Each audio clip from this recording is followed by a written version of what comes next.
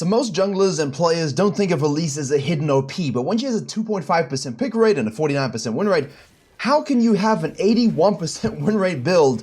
And most importantly, how can you use it to win in any single MMR? We'll have two games today. Firstly, Lee Sin versus ELISE, the classic matchup of the gladiators, and the Udyr walking from this side up the river, so you might think, maybe this is a late invade, but those kind of things don't really happen too much in that, anymore. They used to happen a lot more, but most people are interested in Raptor starts, red side quadrants, those things.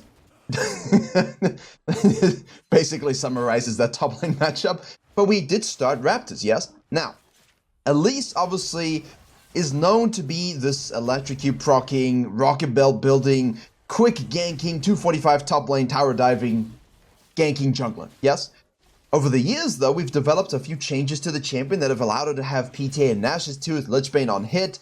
We also have, obviously, the Dark Harvest, Night Harvester build, because the Dark Harvest allows you to scale with your damage, while the Night Harvester gives you the Electrocute proc that you lose by not going Electrocute. So, best fusion of both worlds. At this particular stage, we have the Ashe chucking up the Hawk shot to see where is Lee Sin, not on the red side yet. Remember, this is very important. He is actually on the red side, because what he's done here is a red Raptor's Grump. Now, we don't know this, yes? We don't know these things. ELISE wants to gank the bottom lane, ELISE wants to gank the bottom lane, and ELISE knows that he needs to cut her off. So she starts solo Raptors, goes on down here, support Cassandra, he's that strong at the moment. Free kill, obviously fluidity of motion and swapping is very, very important here. You've got to know, you're going to hit your Cocoon, you got your W Spiderling, you've got your Q Neurotoxin. Maybe you want to do a few auto attacks and lead with Neurotoxin before you use the Cocoon, just in case they dash. And then you're form swapping immediately over, you've got your Repel, whereby if you repel to something, yes, you do bonus damage. Huge amounts of damage, actually. Let's just look at this quickly, because most people don't know this. See that at the bottom? It says 4,000%. It's not 4,000%, it's 40%. But at max rank, it's 100% extra damage and healing from your passive here when you're in Spider form. So repelling directly onto someone, really, really huge. Lee Sin, in the meantime, the reason why this clear is not so good anymore, oh, you're trading mid lane, you're trading against an ELISE? Huh, that's unlucky for you. The nice thing about ELISE, force a flash with the Cocoon, here we go, we do actually have our flash plus repel, which we can use in these situations, right? There we go. Or we can just flash Q, get the chomp. Which one is it? Make sure you pick the right one. We have red buff. If you want help implementing this information into your own game, I have a free jungle improvement resource, as well as a dedicated program where we have jungle video courses, jungle coaching VOD libraries that has weekly free video content seen nowhere else, as well as Q&As and patch note rundowns, as well as a private jungle Discord. And if there's one thing I'm good at, it's converting junglers to gold, to emerald, to diamond, to master plus. If you want to climb faster than anyone you know, jungle div every game you play, click the link below or head to virkayu.gg. Which one is it? Make sure you pick the right one. We have red buff burn, so we know exactly which one it is. Auto attacks, neurotoxin, boom. How quick was that? Easy. And while the ELISE is very obviously going to go to the top side here, easy bait by the Pantheon, but we saw that was warded, so I don't know why he's falling for it. The ELISE here can slow it down. We've got our auto attacks, we've got our neurotoxin, we're waiting for our spells to come up here, obviously. Once the Cocoon is up, we can hit it, stash CC, we've got the Spiderling, we can swap form, boom, dead Udyr once again. He does kill the Pantheon with his Wingborn Storm, we can shove the wave out. Why try and play ELISE's game? You should never do that. That's what lets you lose. However, the ELISE knows a couple things. He knows that the ELISE has a blue side quadrant up. ELISE sees this and says, is he going to go for my stuff? No, because we see the plant get hit. But people have been asking me, playing ELISE and playing Lee Sin and playing Xin Zhao, can I do red Raptor's Grump again? Like maybe that's something we can do. No, because you do this, the ELISE just does a red side quadrant, ganks the lane, wins it, right? The Lee Sin is now, oh, well, I can't gank it now. ELISE gets to crossover, gank this, and control this side quadrant. And Lee Sin has to fall back to his blue, his wolves, or does he go to his top side to do the Krugs? Like, he's just in this no man's land. And ELISE is amazing at making junglers go into no man's land. Now, she's going to circumvent the vision here, looking for the Scry's Bloom, you can repel to plants, right? So she's looking to repel to the Scry's Bloom to avoid being detected walking through this vision. Instead, she says, you know what? I got Soak Boots plus Dark Seal plus a Ruby Crystal. I'm full build, basically. Let me just wait for this Nico. Chain your CC there with the Yone. Activate your auto attack buff, free kill. Now, what's most important about this game that you're noticing here? What do you think is going through your head right now in terms of pathing? Season 9, I hope. Raptors, red, Krugs, gank bottom lane. through the river, gank this lane, take a Scuttle Crab, go back to base. Now we go straight to the bottom side again, or we gank first and then we go straight back to the bottom side. We ignore all of these camps because we don't really care about them. And while you don't want to ignore them as much as we used to in Season 9, when you're denying an enemy jungler in ELISE in this particular case, it's fine to do, right? Because the guy is up 15 CS, but we have 5 kills. We can beat him down, and we can afford to give ourselves a bit more time to gank and make sure he gets nothing back here. We have the Ashe and the Leona, obviously. We're going to slide on into the brushes, make sure it's all clean. Obviously, not having a scanner here is pretty terrible. If you're going to do this, I do recommend please having a scanner. ELISE basically says, look, I'm just going to leave. Bottom lane will respect it. ELISE has compromised herself here greatly. And this does happen even in high elo games, Grandmaster as well. They just don't think about what if it's warded, because there is a trick that bottom lanes can do where they can ward from right here over the wall. And if they're a little bit out of vision, you won't see it happen whatsoever. So it's always good to scan these approaches, always, especially at this particular stage in the game. If I were her and you go for this mid lane gank, cool. I'm going into this, and then I'm just going to slide in this way. Because I know Lee Sin should be coming down here at this stage. That's a better approach. Cassante, really? Did you really just walk into that? But that's also why she's such a monster. Because Cocoon has a decent range. The projectile speed is really, really fast. They buffed that a couple years ago to make sure she was good. She just isn't used properly. And what you've gathered from me here, as I'm taking my hands off the mouse and Lee Sin says, I better gank bottom lane, and I better help. As we see a Cassante who can't be, it's the Nico, moving down to the bottom side here. We are just shadowing. I do not advocate for this level of carnivorous jungling. Now, I know ELISE can do this, and I know that's why her win rate is low, because you've got to understand these pressure points, enemy jungler, laner impact. You will get out-farmed severely. Like, if you're doing this against a farming jungler, you've lost your blue side twice, they're up 40 CS already, and they have enough gold to kill you as well, right? So you've got to balance this a little bit better, and I would say I would prefer to see a bit more of that, but at the same time, what we've learned from this video so far is that it's about your ability usage, the order in which you use them. Do we cocoon first? Do we maybe use autos and a neurotoxin, chuck a spiderling, and then use it, waiting for dashes and flashes? It's all very, very dynamic, right? It depends on the champion you're facing, depends on your burst combo. Obviously, the first combo, the most basic combo we all know as we go for this fight here is we become spider form. We're just going to go ahead and kill the... She was worried about the Nico. You could see she was worried about the Nico. That's why she went into spider form, waited for the repel. Now she repels, she gets the kill, she's back into human form, chucks a Q, an E into Lee Sin, misses that one, but the Draven is dead. We can swap back onto the Hextech Dragon. Well played, fluid, smooth, juicy. But you saw in the bottom lane, oof. And there we go. There's a Cocoon, there's exploding spiderling. Now we can get the Q, which launches you, right? You're seeing a great usage case of all her abilities and why she's strong. At the high elo level.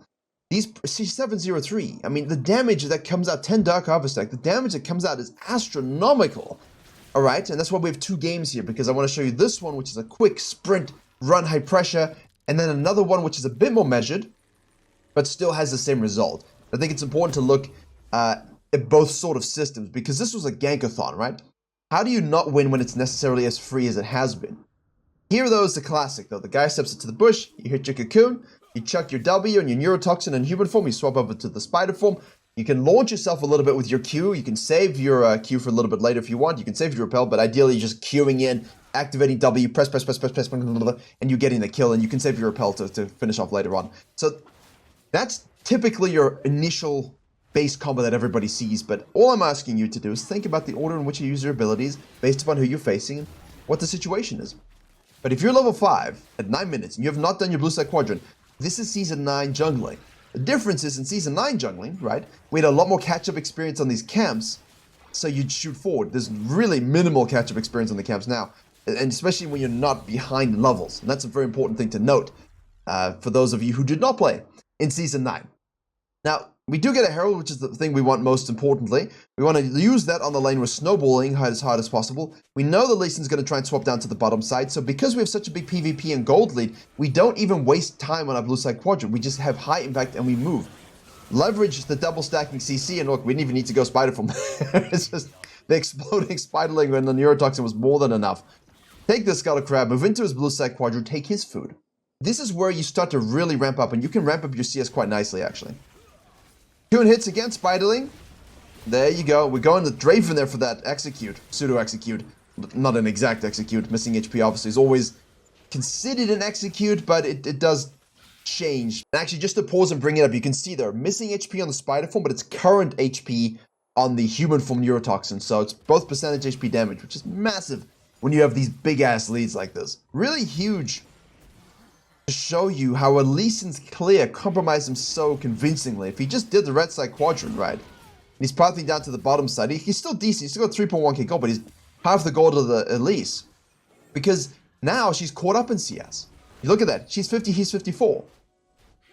He doesn't know what to do. Can't do dragons. Can't do herald. Why would you face check? I'm still curious as to why people, you know,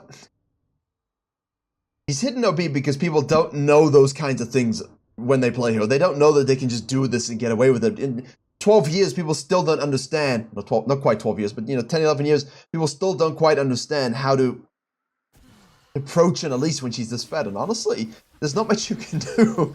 That's why it's very important your clear is important. And if you control your own camps, counter jungle her while she's doing these things, when she doesn't get these free ganks, usually you end up dominating. But Night Harvester into a Shadow Flame with a Dark Seal, with the Magi, that's your 81% win rate. And this is why. It is the peak amount of burst you can get with this champion in this moment at that stage of the game. And ideally, you're looking to have such a good early pathing that shuts down the enemy jungler, snowballs the lane you want to snowball, you're ganking every lane multiple times, or at least using the 3-2-1 jungle rule, which is where I say gank the main lane you want to gank 3 times, gank the secondary lane twice, and gank the tertiary lane once, which she has done effectively this game. And obviously, a few more ganks don't hurt nobody. Do the Raptors. No reason to do the Krugs. Bottom lane is winning. We can now do a little bit of farming. So now we spend time catching up. Just a little bit. Obviously, in this case, you know, it's a level 1 Wolf and Gromp. It shouldn't be. We should have done some camps, but that's fine. Lisa, in the meantime, tragically, not in this game. We have Herald to use and plates to snack. So I think we should probably look to punch that hole in. We'll speed this up here because this is pretty straightforward at this stage. I just wanted to show you how quickly you can dominate with Elise. Yeah? How quickly and easy it is when you have fluid mechanics on the champion. Honestly, that people like to meme it. Oh, she's easy. I mean, sure.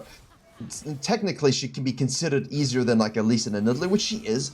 But look at the damage we have here. You see that we miss our cocoon. We use our neurotoxin. What's important here is if you activate your spiderling, if she activated her spiderling, which I kind of wish she did, because this indicates an extra level of knowledge. Watch this. So she chucks out a cocoon. Okay, she chucks out a spiderling here. You see this? See this right here? I would have preferred her wait to use the spiderling. She used the spiderling up front when the cocoon wasn't guaranteed. I like to kind of save that spiderling sometimes, especially in the unknown of a Nico, because if we waited to use the spiderling now, we can auto attack. We use our neurotoxin. We just use our neurotoxin, then we auto attack. The spiderling would be running around. As soon as she Qs, boom, wherever the spiderling is within this vicinity, will fly and kamikaze onto the Lee Sin, right? We'll just straight up run at him. Better, I think. It obviously explodes him and kills himself. Here, he would definitely 100% be dead if she saved that spiderling for that explosion. So, a little bit of patience is always good when it comes to this. And another level of the champion that you can use to really dominate. Because kills in these moments here for Elise are huge, right? We want to activate the Herald, we want to snowball a turret. Here we go again, let's see if she uses it here. Activates a Herald, double ult, hits a cocoon. Spiderling hits point blank though. That's a free kill. We're going to use our repel here onto the Draven. And yeah, not directly though, unfortunately. You got to hit it directly. And then you get that passive that I was talking about, 40 to 100%. 5 points in Q, couple points in W at this stage. Here comes the Lee Sin. He wants to contest, he will die, but we'll take this dragon. We'll go back to base. And if you're playing Elise properly, again, this is the result you're looking for. He goes in because the cocoon misses, but it doesn't matter. Did you see it? Did you see it? There it was. Here we go. Let's speed this up. Watch this. Okay, so the cocoon misses. She chucks her spiderling. Here it is, here it is, here it is. And now because Elise goes in thinking, aha, you missed the cocoon and your spiderling's gone, she says, what are you talking about? So what she can do is easily use her neurotoxin here, which is current HP, form swap to the spiderling. Then as soon as she Qs here, what's the spiderling? You see it on the right side. You see it there on the mouth. Watch it. Whee! Explode! And obviously now you've got your W activated, attack speed, steroid. So huge and good use of all her abilities. Really dominating performance here. We obviously have Flash, but if Cassandra wants them to wants to bring them to us, that's cool as well. Triple Leona ult. Oh my god, that was disgusting. Well, triple, but double. Massivo, massivo. And everybody rotates over, and everybody is going to die. Elise is 15 kills, 0 and 8. So if you're playing properly, 81% win rate build. Let's look at something a bit more normal now. Well, relatively normal, I think. Obviously, with Elise, that's the goal, right? The goal is to show you how to carry with this champion. If you're behind 10,000 years all the time, stop playing Elise. You know, it's about really strong, powerful mechanics and strong decision-making, understanding where your impact is going to be. So we go Leashes on the red this time, and obviously we're watching the minimap here. We see the Vayne versus the Cassante, and then obviously this guy is going to go over here with a bit of a cheeky leash. Bottom lane starts today twice. Interesting. Don't often see that. We're going to go into the Krugs now, into the Raptors. So, what lane do we want to gank here? What is a lane we can really abuse? So we got range versus melee top lane. I think we can really use that for dive. That's cool, right? We got the Syndra, who is range versus melee, so again, swing in this direction. So if we don't want to dive, we can just straight up gank this. The Vayne moves down toward this way too soon, because we know the Kha'Zix is only going to be crossing at 220 to 230 basic timers. And when Syndra kind of kites down here a little bit, which he just did, you know it's warded, so you can't go that way. So what do? You can loop around the top. You don't have to give up on the gank, right, guys? You don't have to give up on the gank. If you see the Syndra move down to ward, all you do is you just loop around and you go gank it. But if you're like, not a gank I want to do, dive I want to do, Kha'Zix, excuse me, is going to be here, let me invade. So now we're splitting this. Oh, hello.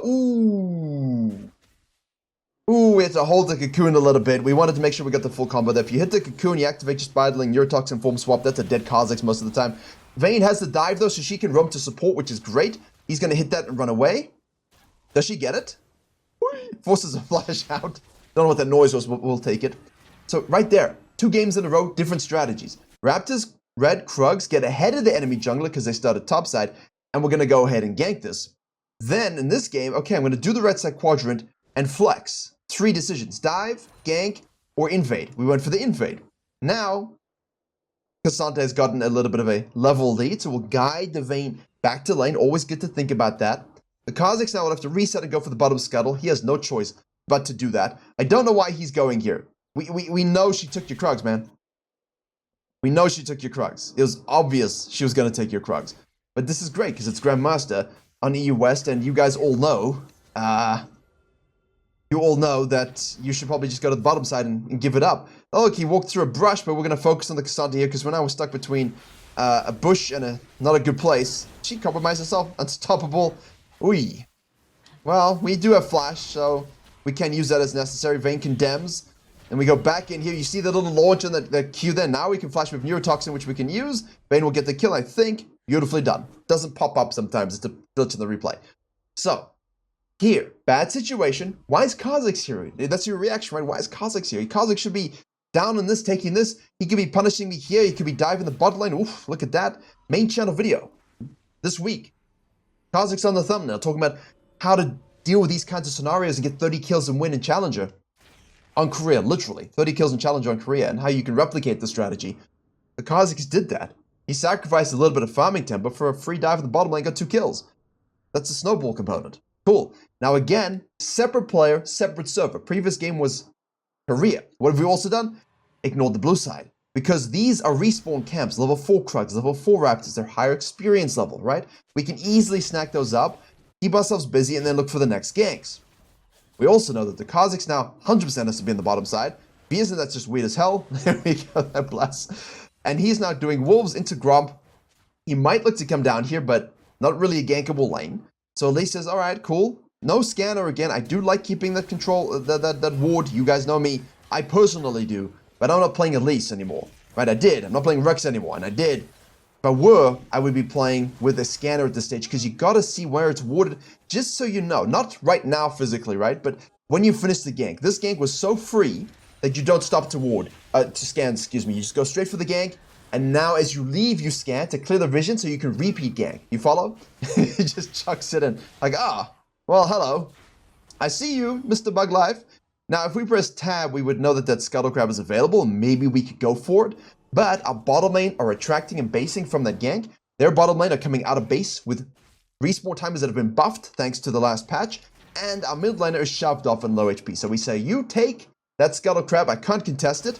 I will make sure I control my Raptors in case you want to invade me.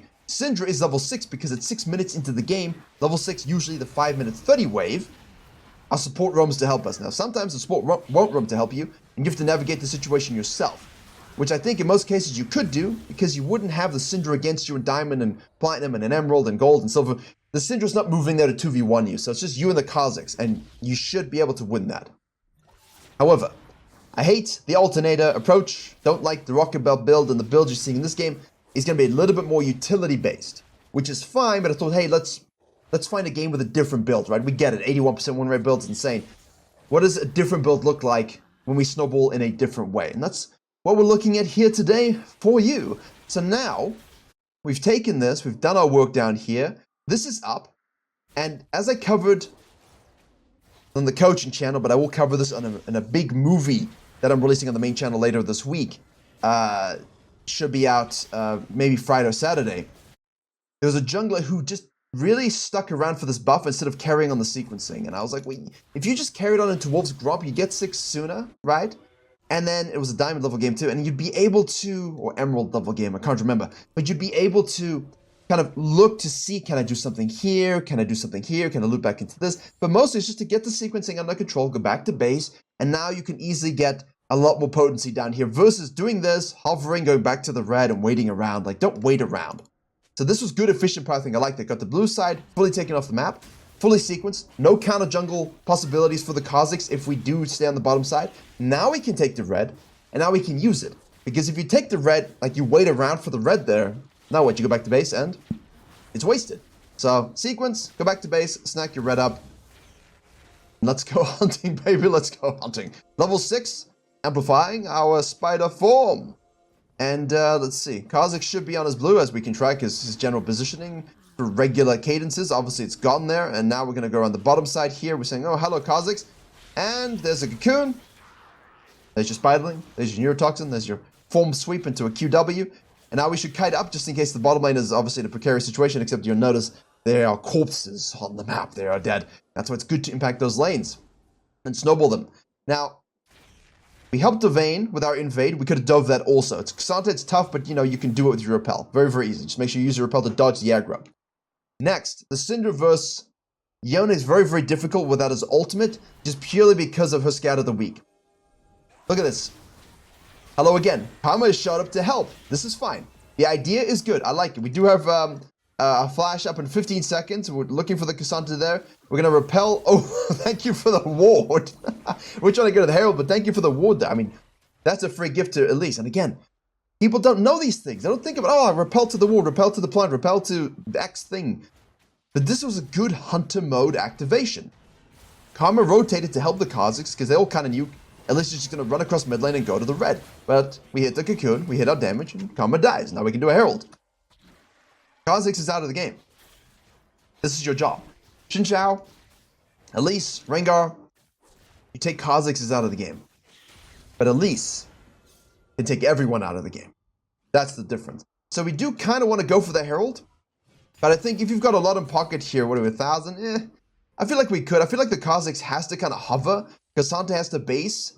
Yone's fresh. You know, I know it's all warded up, but you could probably do something. However, you saw all those wards. We knew it was warded. At least it's like, well, you know, if I just go back to base and get a Blasting Wand, I was going to say, I hate the Alternator. I didn't finish that point. Blasting Wand way better than Alternator first. Always Blasting Wand first with Sorkies. Much better combo. Nautilus helps against the Syndra. So here, if the Elise is like, you know what? I have gold I want to spend. I just don't want to force my lanes to fight because Vayne is winning nicely. Yone's doing, you know, as best as he can against the Syndra CS-wise, but he's 1-0-1. That's great. Why would I want to compromise that for a Herald that I can just go back to base and get anyway? Because if the Kazakh stays here and goes to Raptors Krugs, and we don't force a fight, he can't sneak it away, right? He has to leave and go to the bottom side, categorically, where Camps are and where Dragon is, and then we can take it. So this is at least thinking at that high tempo. I liked it though. Invade, have a look, kill, cut across, invade here. Kama did a good job helping. You know, everything's been great. Now we do want to do the Herald, but the problem is Cassante had them prio, so we decided to go to the mid lane first, kill the mid laner, wait for Cassante to sag off and the Vayne to recoup some of that pressure, and now we can go to the Herald. So this was a merciful look at how Elise is, you know, we talk about the mechanics and the fluidity, which I'm mentioning a lot, but it's this decision making. This is what makes an Elise a dominating pick that people just don't know how to play and execute properly. We're used to it at this stage. But the data in solo queue is not that great. The meta allows it to be counter jungled very frequently, but how many junglers are able to actually time this perfectly with their tempo? Punish it properly, right? Very few. Very, very few. You're seeing that in both these videos. You're seeing that. They just struggle. Now, we got a really big vein with 2 plates top lane. So, Elise says, you know what?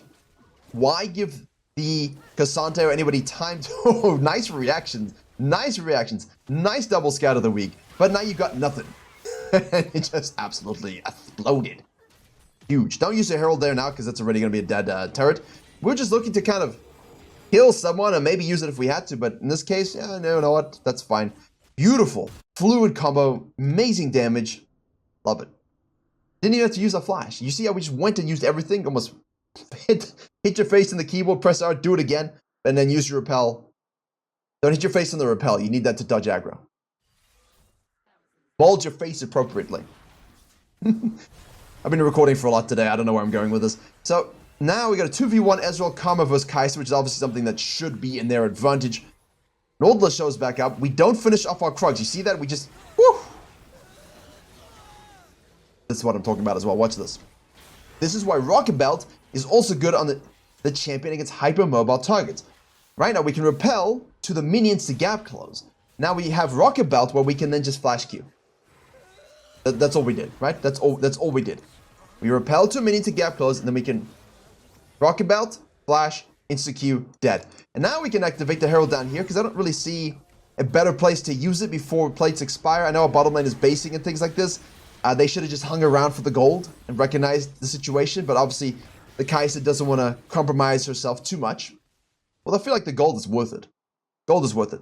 Kha'Zix's now really, truly... Then you are truly lost. He's worse than Anakin at this stage. He just has no idea what to do. Maybe he should go and have some fun with some sand, because his jungling gives me the same sensation watching that as Anakin gets from sand. I said it. I know it's cruel, but I said it. Sometimes it's just like, you don't want to watch what someone's jungling. You don't want to watch their jungling at all. So we go back to the red, we go to the Raptors, we can loop back down now to the dragon, should we need it, but like, do you really need dragons in these scenarios? You don't. And we got 1400, which means we got a needlessly large rod, which we don't buy. We buy Blasting, Amto, Rylai's. It's a niche-er build, more niche-based build, that people are kind of going with the Electrocute. As you would have seen here, we have an Electrocute. I didn't talk about it, but when you're not going the Night Harvester and you're going the Rocket Belt, then Electrocute is the better rune, right? So Dark Harvest with Night Harvester, because the Night Harvester is your Electrocute, or Penetration and HP from your Rocket Belt with Mobility, and then Electrocute for your damage. Those are kind of the two things. That's what we're looking at both games here. Now we're probing. Hello? Thanks for the scout of the week, I guess.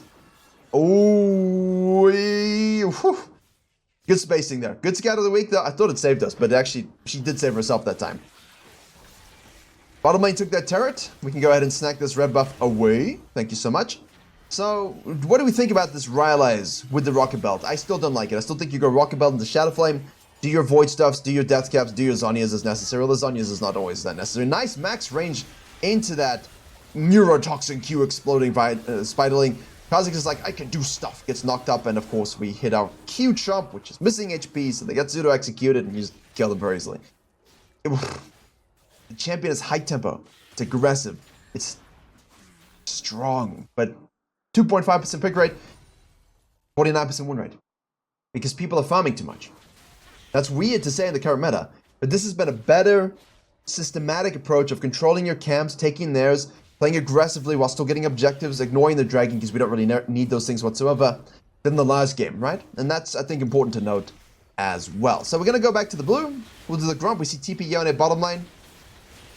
We will take the Wolves and go back to base now. Should have Rylai's completed, which of course we do. Still think the Needless there would have been much more juicy. The reason for this is the enemy team is quite mobile. They're squishy, they're mobile, they do a lot of damage. The HP from the Rocket Belt and the Rylai's is huge for us to survive, going in a bit more aggressively. Kha'Zix does a lot of damage as well, Syndra.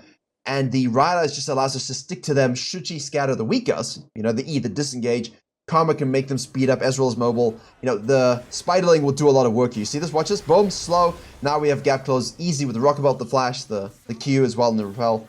And Spiderlings can take some turrets, turn back in, get that slow. So if we don't hit it, free kill.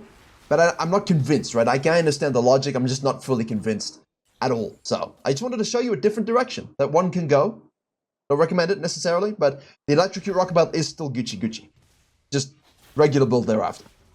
So, take the turret, slow the Raptors, there you go. Cool your KFC, it was too cooked. Or Popeyes, or whatever you guys eat over there, because we don't have those things here. No, we don't. Take the second Herald, which is more important than a first Dragon for winning. Enemy team will, of course, make a small comeback here, I think. Let's have a look. Nope. No kill on the Nautilus. But we'll get a free Dragon from that if you're the red team. At least now, 1400. Now we can go into the needlessly large rod. No, we upgrade to the Measure Eyes, which I think is a fair thing to do. Could have probably done it sooner, but when you're 1103, you should have a Measure Eyes. If you're not 1103 and you don't have any stacks, then Needless is a better move. Not bad. Easy to get things confused when you cover so many games in a day. Kha'Zix falls back to the blue buff. We know we took the Dragon. We know he's gonna do that. We also have a ward here where he's cleaning it. So we don't do our Krugs, we don't do our Raptors, we don't do any of that stuff. We say, hello, Bug, live! Misses it, repels to it. We do have Rocket Belt for it. We can then just Q it. We then go back to human form here. We activate our Neurotoxin, and the Spiderling reaches him and almost kills him. So let's just look at that again, because that's a different combo, right? This is different use of abilities. We miss the Cocoon. We repel, which we hit. Now we're too far away to use anything else, their abilities. So what we're going to do is we're going to use a Rocket Belt, no reason to flash, to gap close it enough that we can slow with the Rylai's. This then allows us to hit our Q, which doesn't do as much damage up front, but allows us to gap close. We then immediately swap it to human form again, okay? And now what we do is we activate our Neurotoxin and our W, goes to W, right? Because he's slowed with Rylai's, we want to make sure that hits.